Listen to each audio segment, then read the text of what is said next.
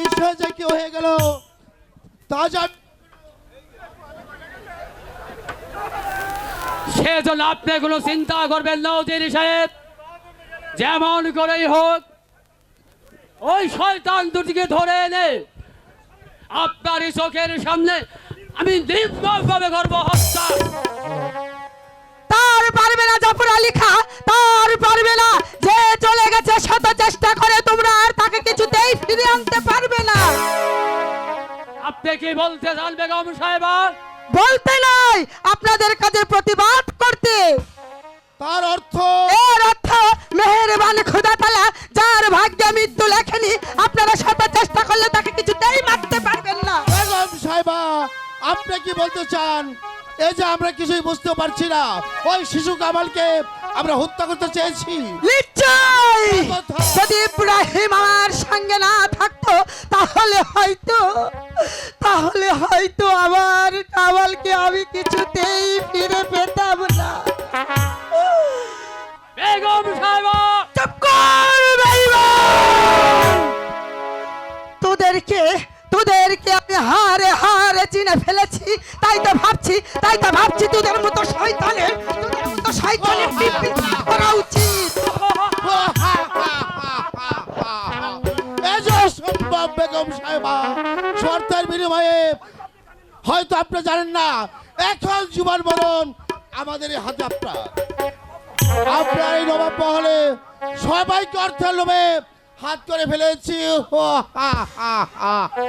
যদি আপনার ভাগ্যকে সুপ্রসন্ন রাখতে চান তাহলে আমাদের কথা মতোই আপনাদের চলতে হবে, নইলে আপনার স্থান হবে ওই অন্ধকার কারাগারে। কি সামান্য আমারই বেতন ভুক্ত কর্মচারী হয়ে আমাকে তোমরা করতে চাও বন্দী? তোমাদের এত বড় সাহস, এত বড় স্পর্ধা, এই কে আছিস?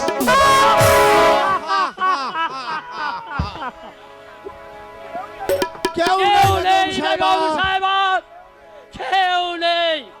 আপনার ডাকে কেউ সাড়া দেবে না। কোথায় প্রহরে?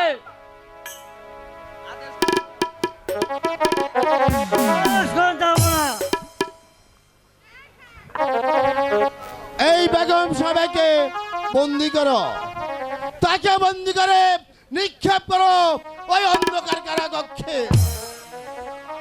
আমি বন্ধ করবো।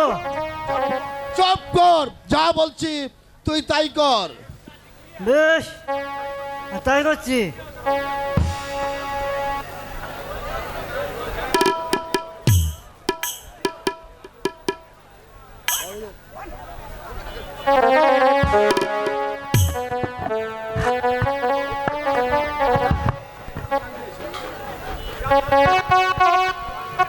ও মেহেরবানি খোদা, এই কি লিখেছিলে আমার কপালে?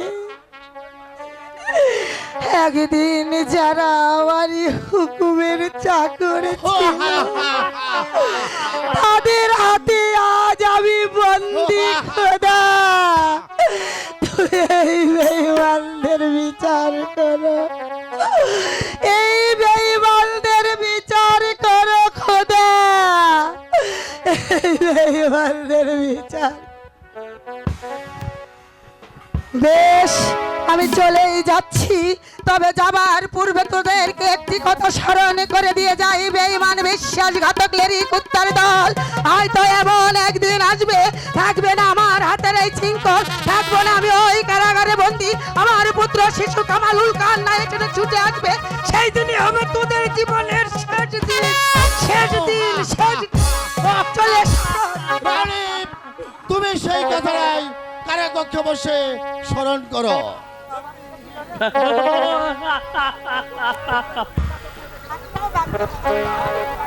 তার স্বচক্ষে দেখে যেতে পারবেন না ওই বেগম সাহেবা। আর ওই কারাকক্ষে বসে বসে ওই খুদাকে স্মরণ করো। সেনাপতি জাফর আলী খান যতক্ষণ পর্যন্ত ওই শিশু কামাল আর ইব্রাহিমকে গ্রেফতার না করতে পারবো ততক্ষণ পর্যন্ত যে আমার প্রাণে কিছুই শান্তি নেই। ওজির সাহেব, ওলার সেনাপতি সাহেব। এই ব্যাপার আপনি নিশ্চিন্ত থাকুন। আমি যেমন করেই হোক ওই শিশু কামালকে আর ইব্রাহিমকে খুঁজে বের করে এনে আপনার চোখের সামনে সর্বনিম্নভাবে হত্যা। তাই করতে হবে সেনাপতি সাহেব। এবার চলুন, আমার যে বিশ্রামের প্রয়োজন। তাই চলো নদীর সাহেব। শুধু দর্শক মন্ডলী, আজকের রজনীতে দেখতে পাচ্ছেন কাজলের রেখা যাত্রাপালা। এই কাজল, বাবা কাজল, কাজল কোথায় যে গেল ছেলেটি? ছেলেটি দেখতে দেখতে বেশ বড় হয়ে গেছে। তাকে এখন ওই স্কুলে ভর্তি করা আমার যে একান্ত প্রয়োজন। কাজল, বাবা কাজল। পিতা, পিতা গো, আমাকে কেন ডেকেছেন পিতা? হাই বাবা কাজল, আমার কাছে আয়। পিতা, কাজল, তুমি এখন লেখাপড়ার উপযুক্ত হয়েছো।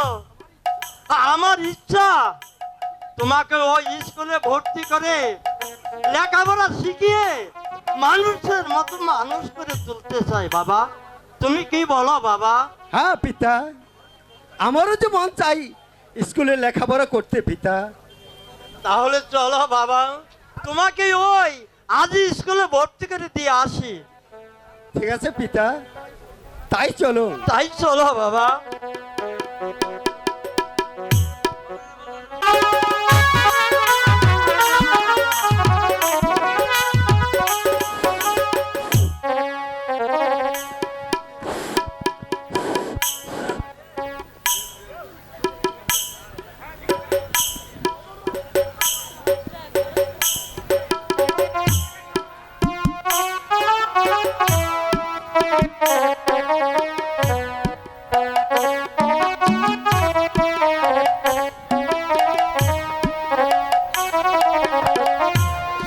এই রাখা, তুই আমার কাছে পড়া দিবি না।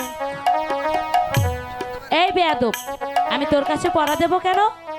মাস্টার স্যার, এই শোন, মাস্টার আসলে আমি তার কাছে পড়া দেব, বুঝলি তো? এই মাস্টার তো, মরছে।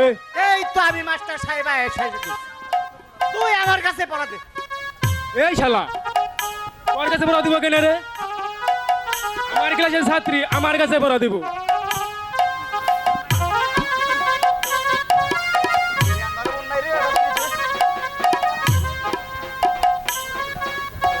বিড়ি ধরে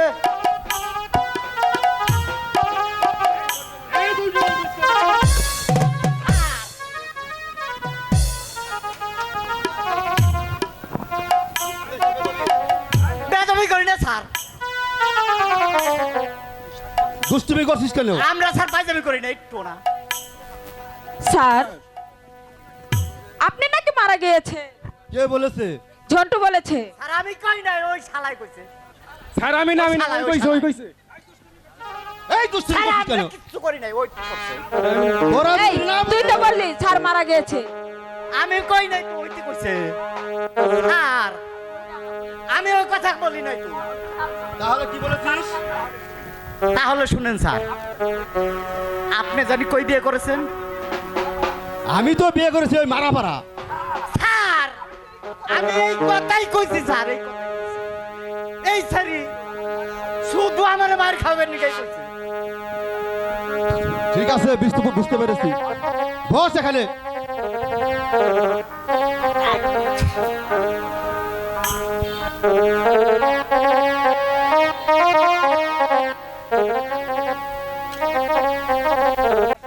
আসুন, বলুন কেন এসেছেন? আমি এসেছি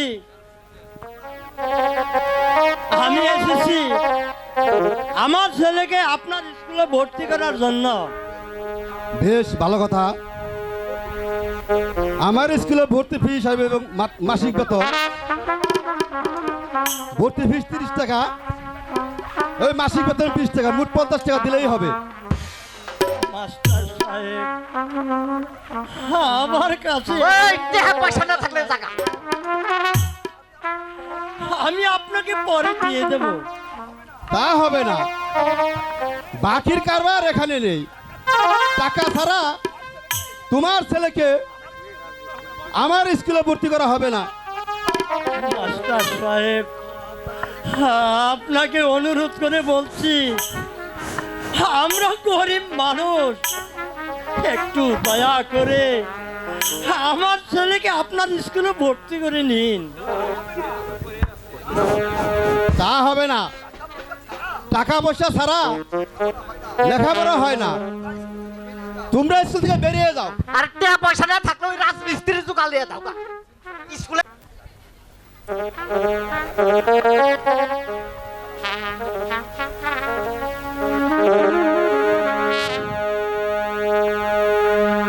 সালামি জানাই মাস্টার সাহেবা পনার সরণে।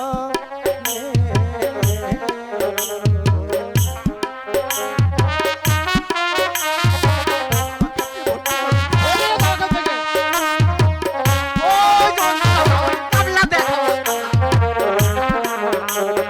দয়া করে করবেন ভর্তি,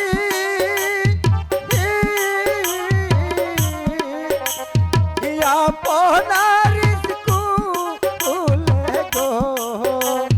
সালাম জানাই মাস্টার সাহেবা পনার সরণে।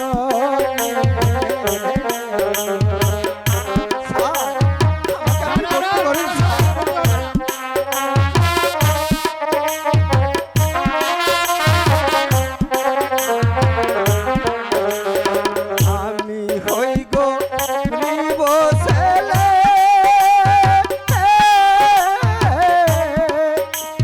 টাকা পয়সা না খাইও গো, দয়া করে করবে ভর্তিয়া পনারি স্কুলে।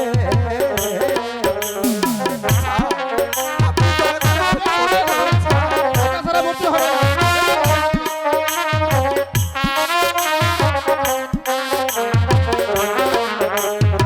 আমি হই গো নিব ছেলে, টাকা পয়সা না আয়ো গো, দয়া করে করবে ভর্তিয়া পনারি স্কুলে। আমাকে দয়া করে ভর্তি করুন। টাকা ছাড়া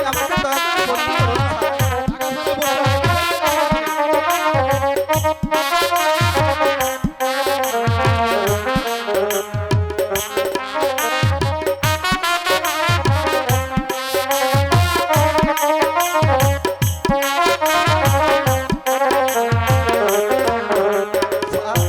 আপনি দয়া করে আমাকে ভর্তি করুন স্যার।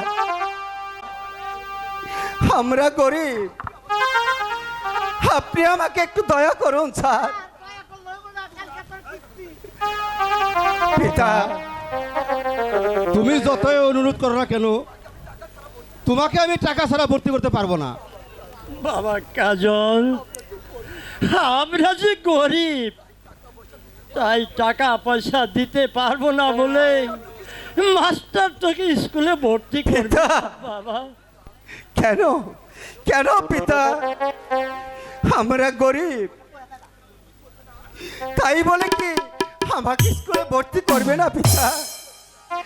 গরিবের কি মন চায় না লেখাপড়া শিখতে? না খোকা, গরিবদের লেখাপড়া শিখার কোনো প্রয়োজন নেই। ওই মাঠে যে কাজ করো গা, আর বাড়িতে যে ভাত খাও। যাও খোকা, বেরিয়ে যাও। ঠিক আছে মাস্টার সাহেব, আমরা তাই যাচ্ছি। চল বাবা কাজল, আমি মাস্টার সাহেবকে টাকা দিতে পারবো না বলে তাই তোকে স্কুলে ভর্তি করবে। পিতা, তাহলে বাবা কাজল তাই চলুন পিতা। আমার সঙ্গে চলে আয়। দাঁড়াও যুবক, ছাড়, এই ছেলেটিকে আপনি স্কুলে ভর্তি করে দিন, তাকে স্কুল থেকে তাড়িয়ে দিবেন না ছাড়। কারণ গরিব হলেও সেও তো মানুষ, তারও তো মন চায় লেখাপড়া শিখতে। তুমি বুঝবে না কাজল, গরিবের লেখাপড়া হয় না, কারণ ওই রীতিমতো বেতনের টাকা দিতে হবে। ছাড়, এই ছেলেটির বেতন এবং মাসিক খরচ আমি আপনাকে দেব। এই নিন টাকা, এবার ওকে ভর্তি করুন। ঠিক আছে, তোমার কথায় আমি এই ছেলেটিকে ভর্তি করে নিলাম। আচ্ছা যুবক, তোমার নাম কি আর তোমার পিতার নাম কি? স্যার, আমার নাম কাজল, আমার পিতার নাম কদম আলী। মা মা মা গো, তুমি আমার ছেলেকে স্কুলে ভর্তি করেছো, আমি তোমাকে আশীর্বাদ করি তুমি দীর্ঘজীবী হও, তুমি দীর্ঘজীবী হও। কাজল, তোমাকে স্কুলে ভর্তি করা হলো, আগামীকাল থেকে ওই রীতিমতো স্কুলে আসবে। আমি তাই আসবো স্যার। যাও, আজ তোমাদের সকালের ছুটি।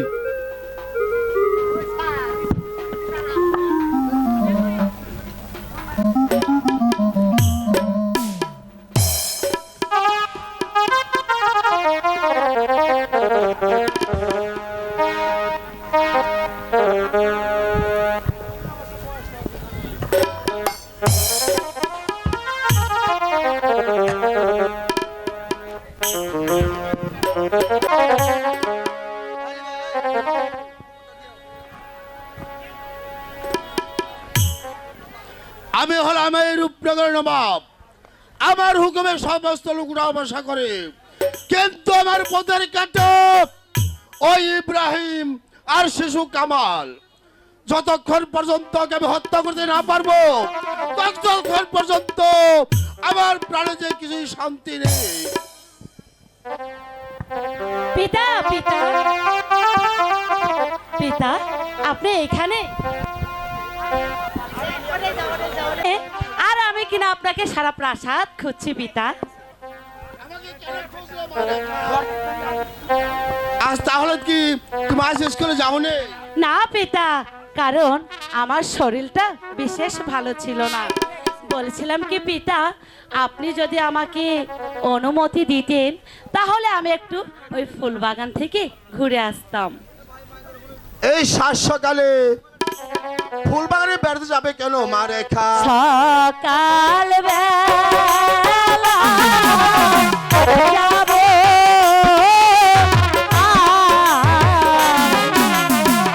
ও পিতা ফুলের বাগানে, ও পিতা ফুলের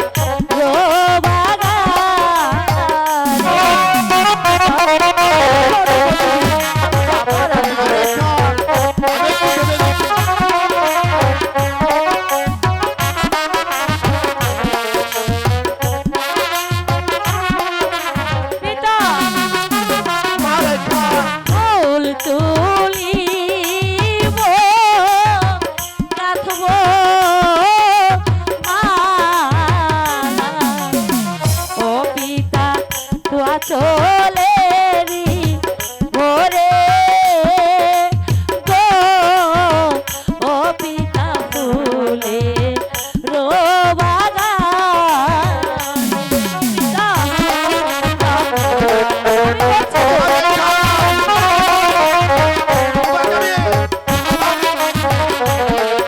আমি বলছি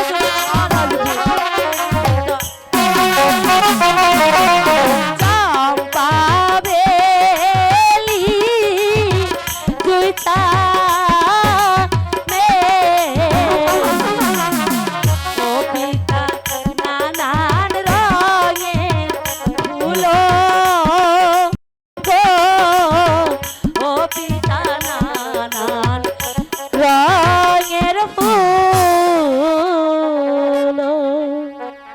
আছে মা রেখা, তুমি যখন যাবে তুমি খুব শীঘ্রই ফিরে আসবে। ঠিক আছে তুমি পিতা। না এলে যে আমি উপাস থাকবো মা রেখা।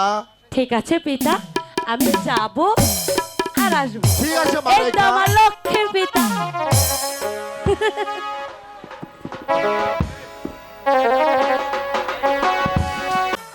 ইস, দুচ্ছাই, সে কতক্ষণ ধরে আমি এই ফুলের বাগানে অপেক্ষা করছি, কিন্তু এখনো পর্যন্ত কাজল যে এলো না।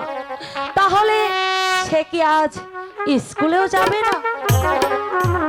এত কষ্ট করে আমি যার জন্য এই বিনে সুতার মালা গাঁথলাম, এই মালা আমি কার গলে পরাবো? ধুর, বিনে সুতার মালা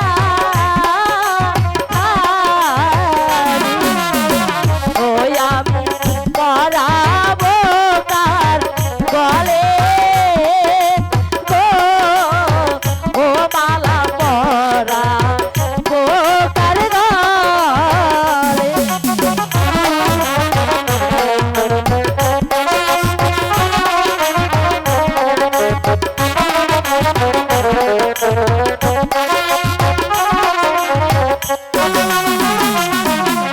দিলে কি দন্দ না দেখি,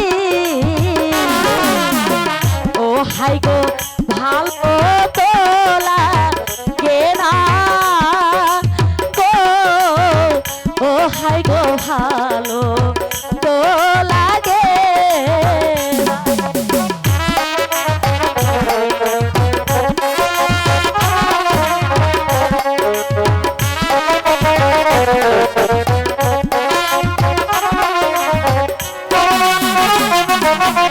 সে যে আমার মনো তারু, ও হাই গো রিয়াছে কারিয়া গো, ও হাই গো রিয়া ছে কারিয়া। তো আসছে না। কাজলকে প্রথম স্কুলে দেখার থেকে আমার যে দু চোখে কিছুতে ঘুম আসছে না। ওরে দু চোখে ঘুম আসে না। কাজলকে দেখার পরে, কাজলকে দেখার পরে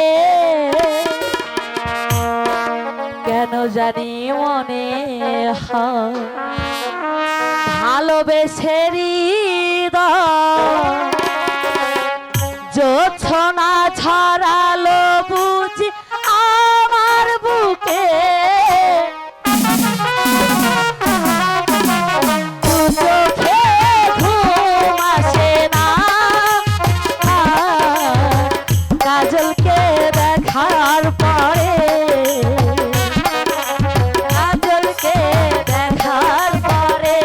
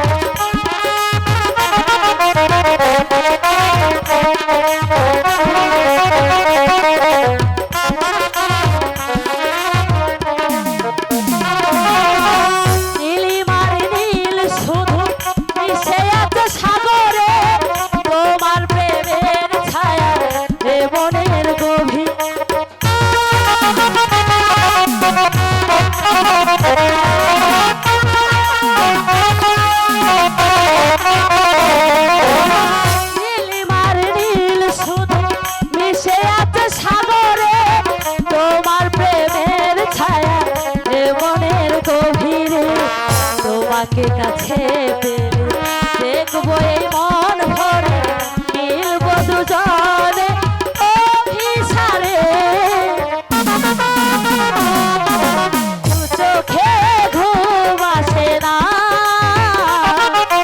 কাজলকে দেখার পরে কাজলকে দেখার পরে দু চোখে ঘুম আসে না